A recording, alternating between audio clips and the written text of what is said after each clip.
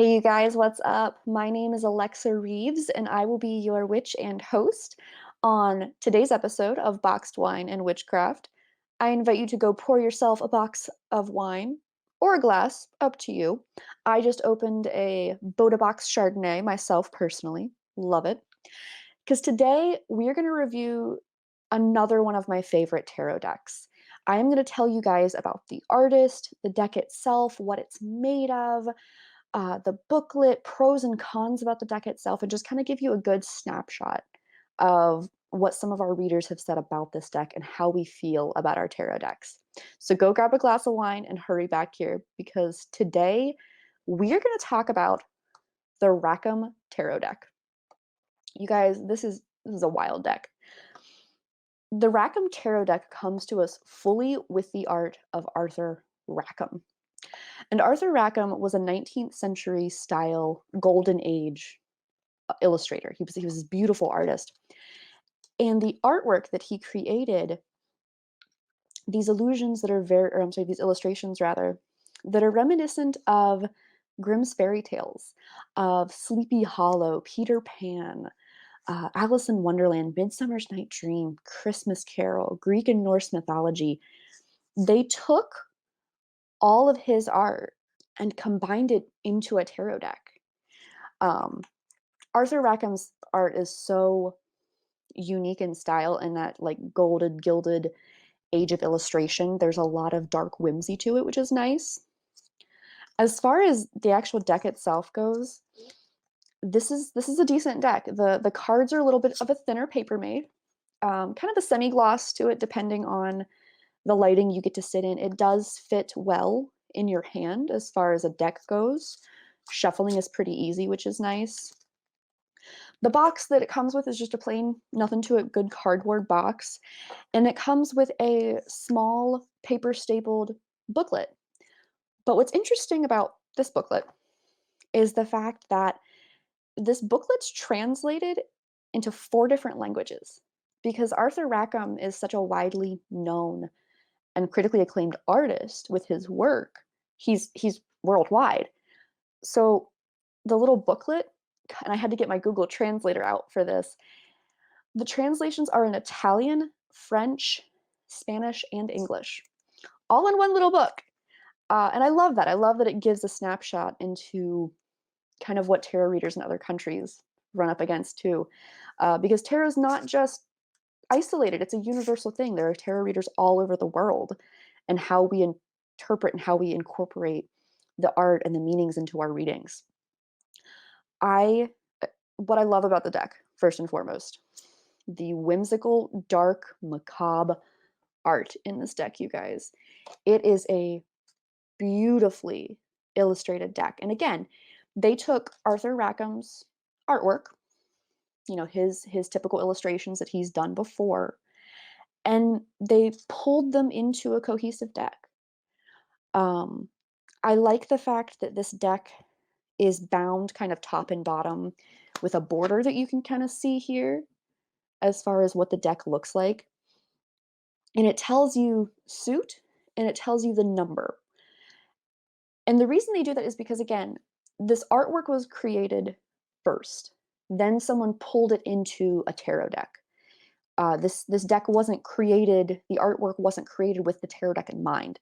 So you do have to have that border there. You do have to have that kind of explanation there of which card you're looking at based on the Roman numeral or the symbol with your major and minor arcana.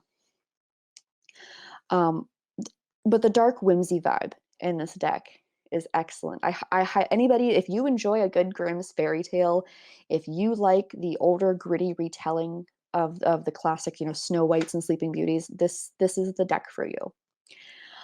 I love that the deck has such busy, just very, they're almost etch-a-sketchy. They look like colored pencil and watercolor, and they're busy. And typically busy cards can get overwhelming, but these cards are busy in a sense that it invites you to meditate on these cards. It invites you to reflect on their meanings.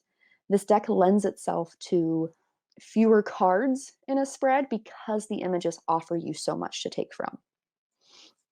As far as the little booklet and the explanation goes, the little booklet's pretty straightforward.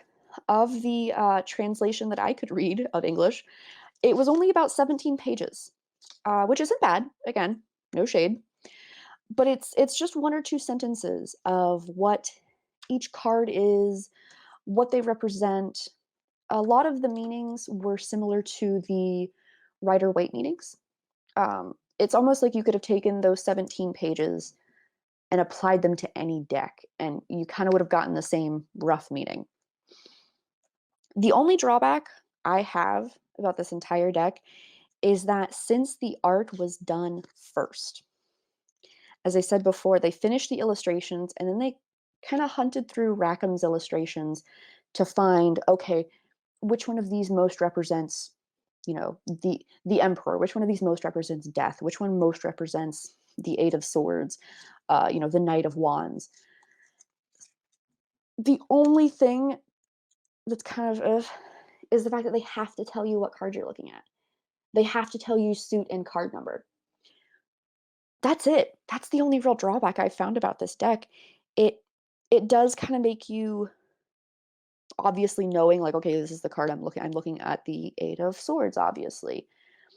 But they did a really good job because I've poured through this deck a couple times and I've had a couple other readers I know look through the deck with me. And there are definitely similarities between the art they picked and the meaning of the actual card itself. Um, so these cards were picked intentionally. The artwork in them was picked for the actual card itself. My favorite being the Fool in this deck. You see, he's got his little zeros here, but he's that lovely little fool. He's stepping forward. He's got his little dogs with him, and this is traditional fool artwork that we see in a lot of decks, and they found it in Rackham's art and were able to apply it to the tarot deck.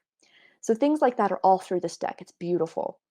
I was gifted this deck by a fellow reader of mine, and I am so grateful because I love it. I use this deck for any sort of shadow work, any sort of deeper, kind of nitty gritty work that requires you to meditate on a subject, requires you to reflect on it and really take in a lot of minute detail and extrapolate that outward. This is a great deck for that. If I hadn't got it as a gift, I would absolutely buy it again. It's a beautiful deck. It incorporates the art of Arthur Rackham, who is a talented artist. And it's a gorgeous deck. It's a literal mini handheld pieces of artwork that you get to carry around in a deck, and I love it. If you have this deck, please drop a comment, drop a like, come by the shop and tell us what you like about the deck. Show us what you use the deck for. I would love to find other uses for the deck other than just kind of more, shadow or grim work or kind of more restorative kind of work. I would love to learn what else you guys are doing with this deck of cards. So I invite you, grab the deck, grab a glass of wine, or in my case, a mug of wine, and have a great evening, guys. And I will definitely see you in the next one. Cheers.